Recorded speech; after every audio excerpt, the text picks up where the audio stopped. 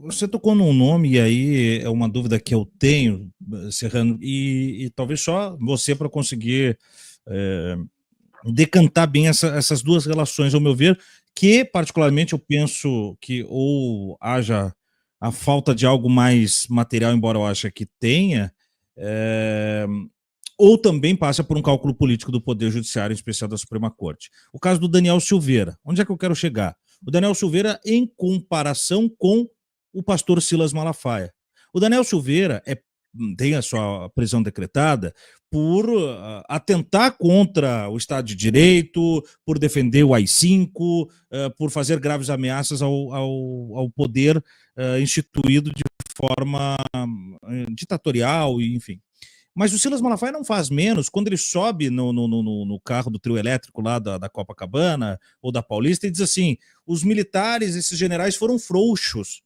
Né? Ele se refere aos militares que não quiseram aderir ao golpe. Quando ele diz o Alexandre de Moraes deveria estar morto, eu não vou mandar ele morrer, eu não vou mandar matar, mas por mim que Deus encaminhe. E daí ele vai para pior.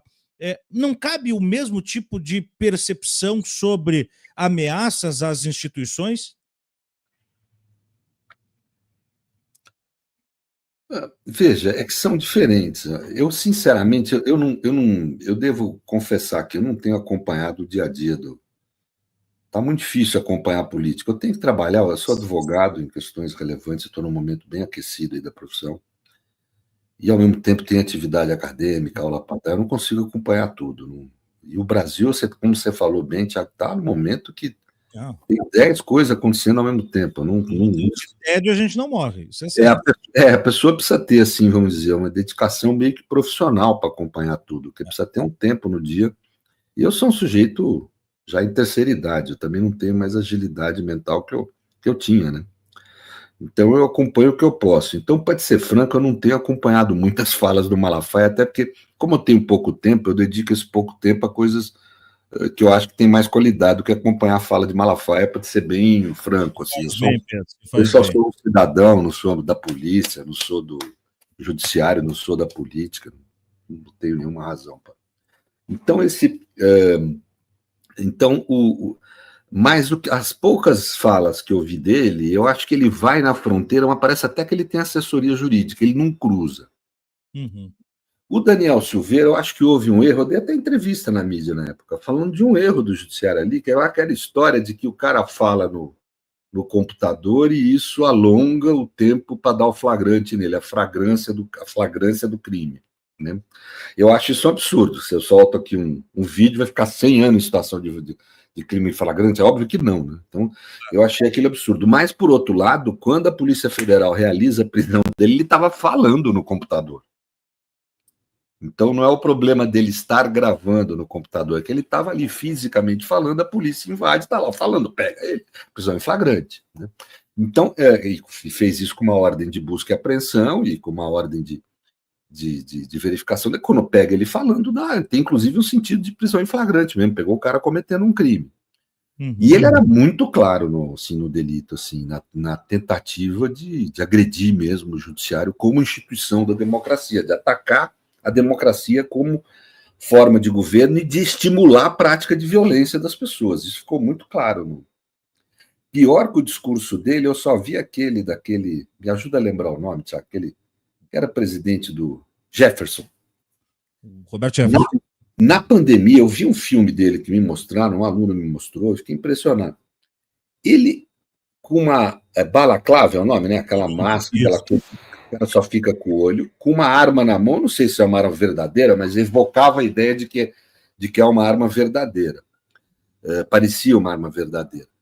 E ele convocando as pessoas a reagirem de forma armada contra ordens sanitárias no meio de uma pandemia. Quer dizer, esse sujeito precisa ser preso na hora, porque está pondo em risco a vida das pessoas, está convocando as pessoas a reagirem fisicamente a ordens sanitárias numa época de pandemia. Quer dizer, então, esse tipo de conduta, me desculpe, não está protegido pela livre expressão. Aliás, condutas como o do Jefferson, mesmo no país que todo mundo fica aqui no Brasil equivocadamente falando, que é uma grande defesa da liberdade de expressão com os Estados Unidos, teve mais de 100 presos por coisa semelhante lá. Então, esse Porque numa pandemia você está pondo em risco as pessoas, você não pode sair falando o que você quer. Os direitos têm uma restrição nessa situação de emergência maior, não porque é uma restrição produto da anomia, que é isso que significa uma relação autoritária.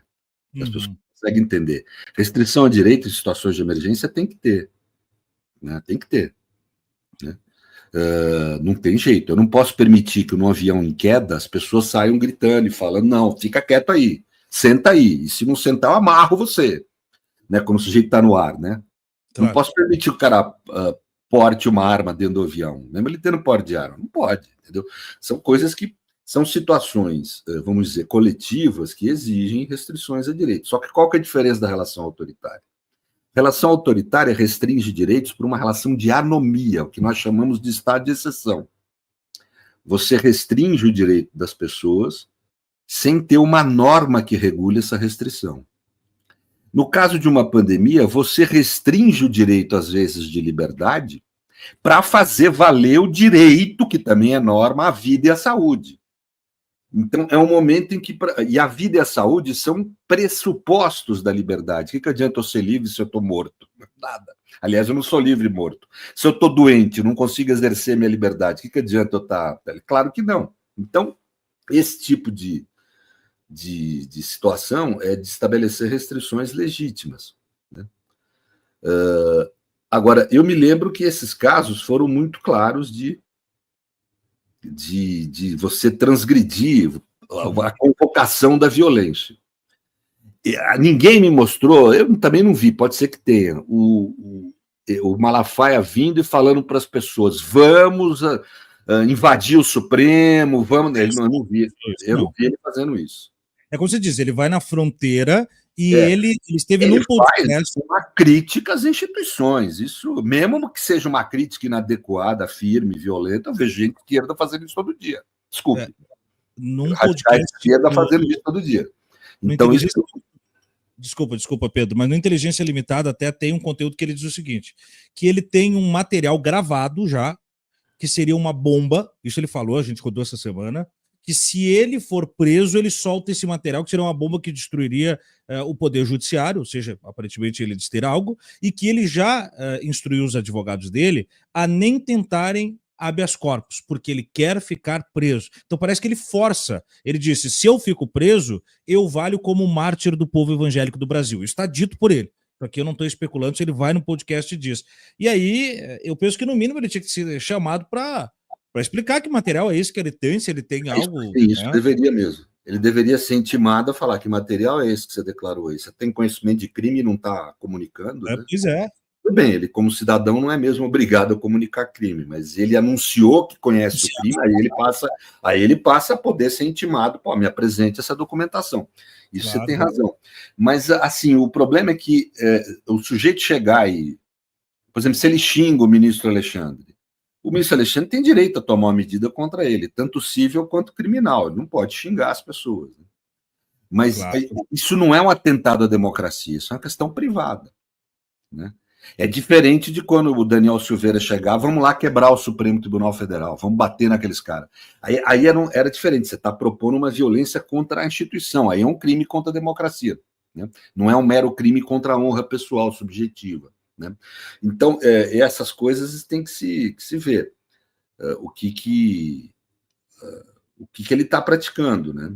Eu vi ele, numa das vezes que alguém me mostrou aqui, no DCM mesmo, eu acho, me pareceu que ele cometia um crime contra a honra do ministro, e aí é possível, inclusive o ministro não precisa nem fazer nada. Como está no exercício da função, é funcionário público, o Ministério Público poderia tomar alguma medida ali, não de prender, porque ninguém prende ninguém por causa de honra, por causa de crime contra a honra, tem pena para isso. Mas de abrir processo, abrir inquérito, será possível, sim. Né? Agora, para prender, gente, não pode sair prendendo gente assim, não, senão isso vai virar contra nós.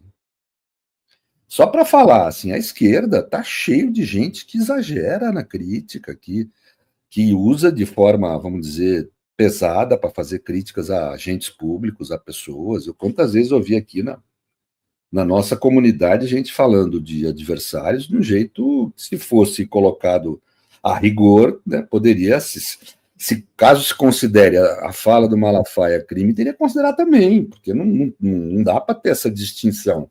a violência de esquerda é permitida, de direita não. Não existe isso. Quer dizer, violência não é permitido. Evocar violência contra o Estado não é permitido. É possível fazer isso na política? É, mas saiba o ônus que você está correndo. Você pode tentar fazer uma revolução? Pode, né? Se você não conseguir fazer a revolução, você vai ser preso. Isso não tem jeito, quer dizer. Quando você fala de usar violência contra as instituições, o que está instituído, qualquer regime político, autoritário ou democrático, socialista ou capitalista, reage com violência de prisão, etc., contra quem queira destruir aquele regime. Por isso que é poder político. Uhum. Né? Não é sugestão política, é poder político.